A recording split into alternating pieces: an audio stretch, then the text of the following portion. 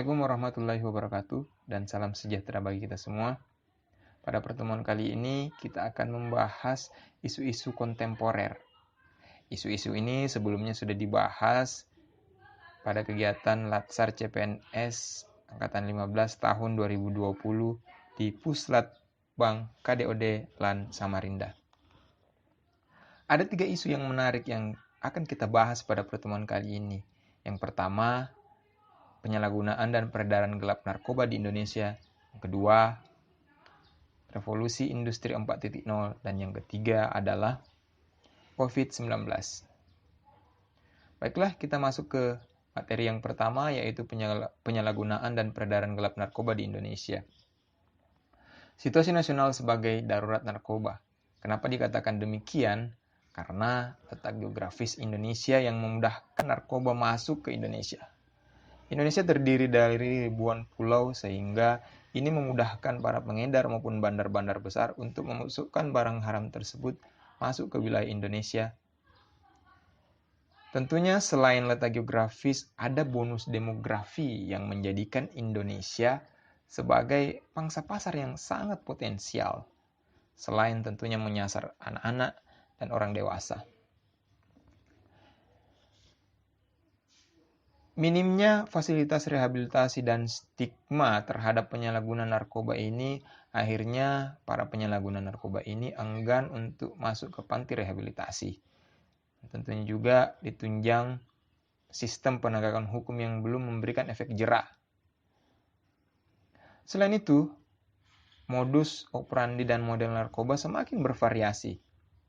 Ada banyak jenis yang ada sekarang. Dari mulai bentuk brownies, dari mulai tembakau gorila dan sebagainya. Kita coba melihat kenapa Indonesia begitu seksi untuk para bandar maupun pengedar narkoba. Kita coba analisis dari segi harga. Di Cina dan di Iran, harganya kurang lebih Rp20.000.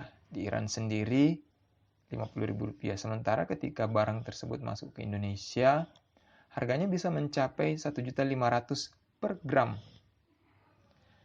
Dan pada tahun 2017, Kaltim menduduki peringkat ketiga dari jumlah keseluruhan kasus di Indonesia. 54% penggunanya adalah dari pihak swasta dan rataan umur 18-30 tahun. Sekitar 62%.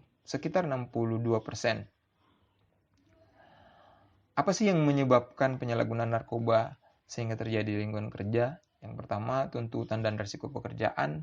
Yang kedua, gaya hidup dan tuntutan finansial. Dan yang ketiga, tidak pernah terlibat dalam kampanye anti narkoba. Dan sampai hari ini, Samarinda masih menjadi daerah yang rawan narkoba.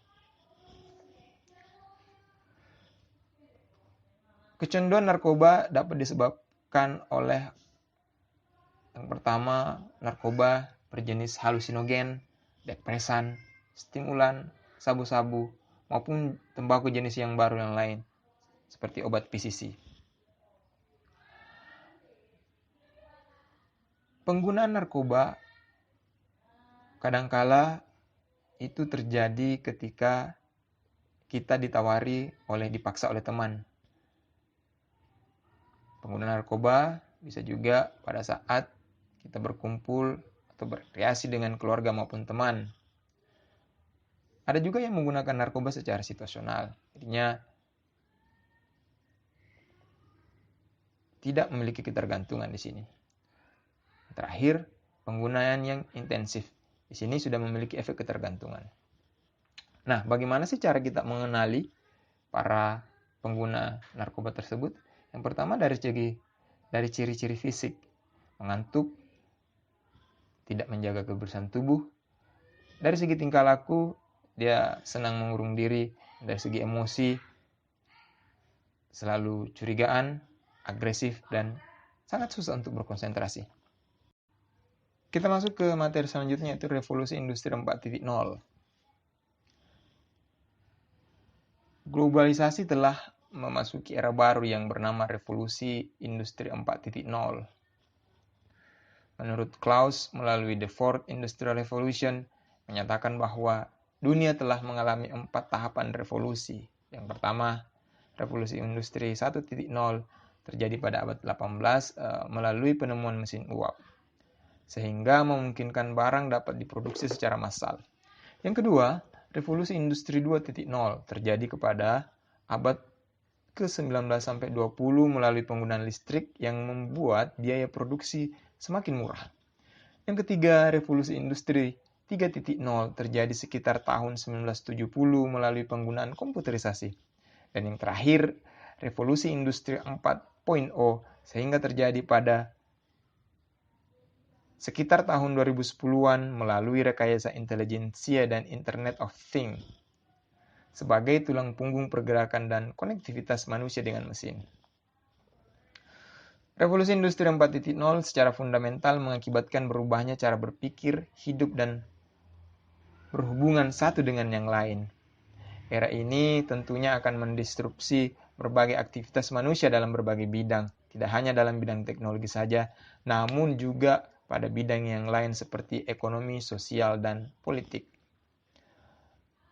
Dampak apa yang akan diberikan dari revolusi 4.0 ini? 1 sampai 1,5 miliar pekerjaan akan hilang sepanjang tahun 2015 sampai 2045. Tapi 2,1 juta pekerjaan yang baru akan meningkat dan pekerjaan yang baru pada tahun 2025. Tentunya juga ini akan berpengaruh pada pengurangan emisi karbon. Ada 7 bidang yang tidak tergantikan oleh robot.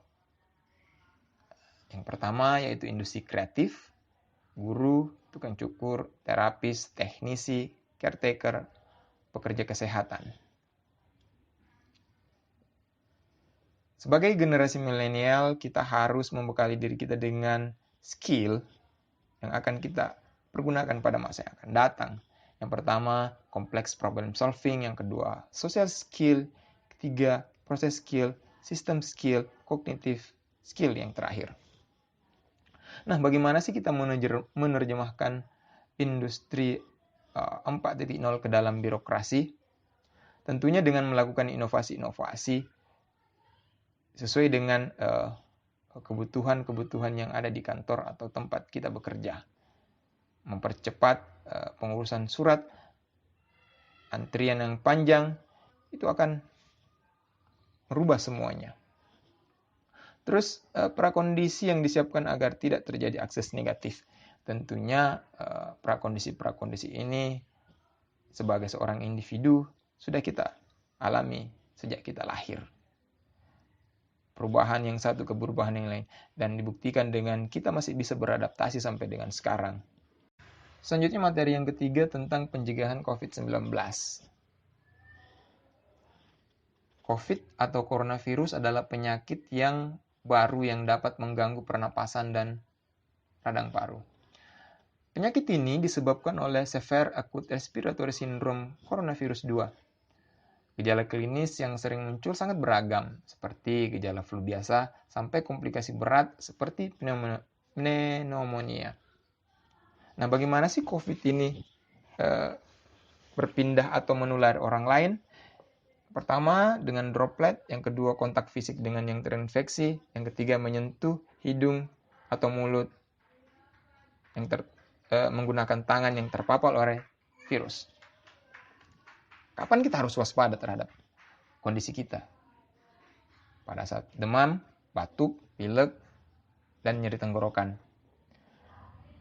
Jika terdapat gejala-gejala berat seperti sesak nafas dan gagal ginjal, segera menghubungi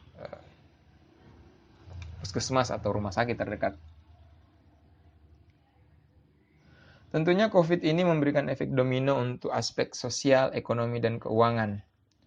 Akan tetapi, sebagai seorang individu, kita mesti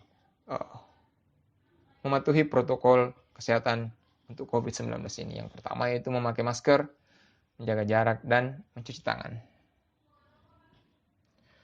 Selain itu, kita juga wajib menjaga kesehatan apalagi lingkungan dan tempat tinggal kita.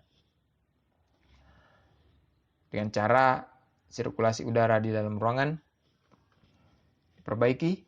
Yang kedua, membersihkan lantai, menyapu dan mengepel. Yang ketiga, kebersihan tempat tidur. Dan yang keempat, kebersihan dapur, alat makan, dan alat masak. Baik, sekian dulu yang bisa saya sampaikan hari ini.